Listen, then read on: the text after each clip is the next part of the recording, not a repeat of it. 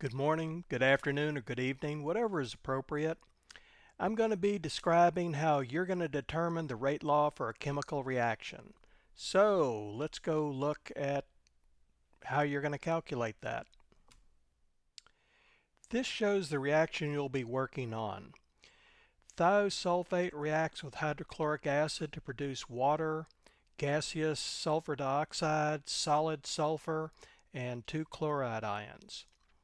The rate of the reaction will be measured while the initial concentration of thiosulfate is changed and HCl is held constant. Then HCl will vary while thiosulfate is constant. Now here shows the rate law that the rate is going to be proportional to a constant times the thiosulfate concentration raised to the order m and hydrochloric acid raised to the order n.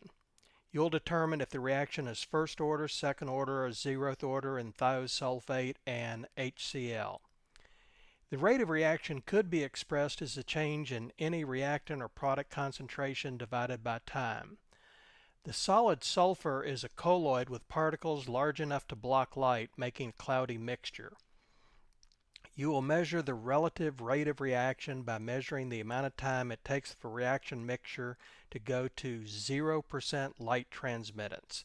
The light will be blocked by the production of sulfur.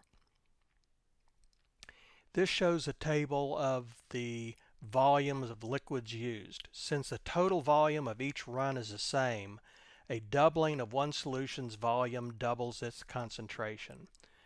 For example, if you compare reaction 1 and reaction 3, the hydrochloric acid is constant and the thiosulfate doubles. So we'll see how the rate changes when you double the thiosulfate. Also for reaction 2 and reaction 4, you've got a doubling of the thiosulfate. In parts or runs 5 through 8, comparing 5 to 7, you've got a doubling of the hydrochloric acid concentration while the thiosulfate is constant. And comparing reactions 6 and 8, again you have a doubling of the HCl. And this equation is comparing the rate of reaction 3 to rate of reaction 1. Here you've got a doubling of the thiosulfate. So the rate constant is going to be the same. The hydrochloric acid concentration is going to be the same. So you're going to be looking at how this rate compares by measuring light absorption, or percent transmittance of light. And we've got a doubling of the concentration of thiosulfate. If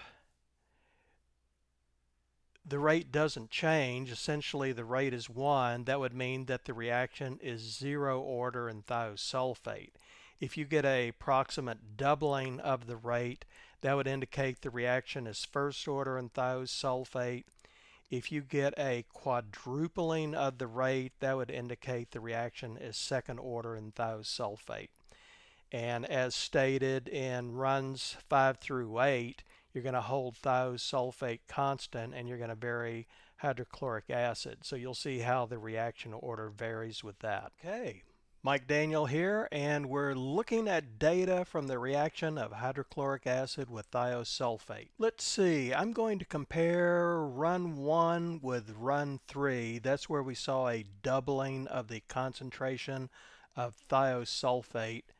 And now I'm using a Mac here, so I'm going to hold down the trackpad and highlight these first two columns.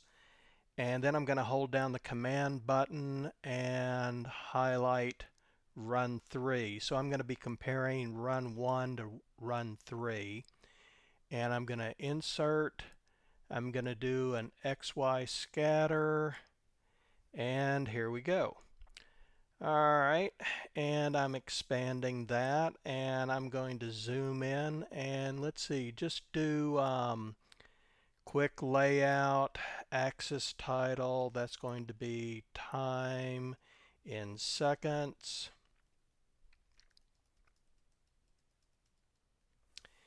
and I'll make it big enough so y'all can see it.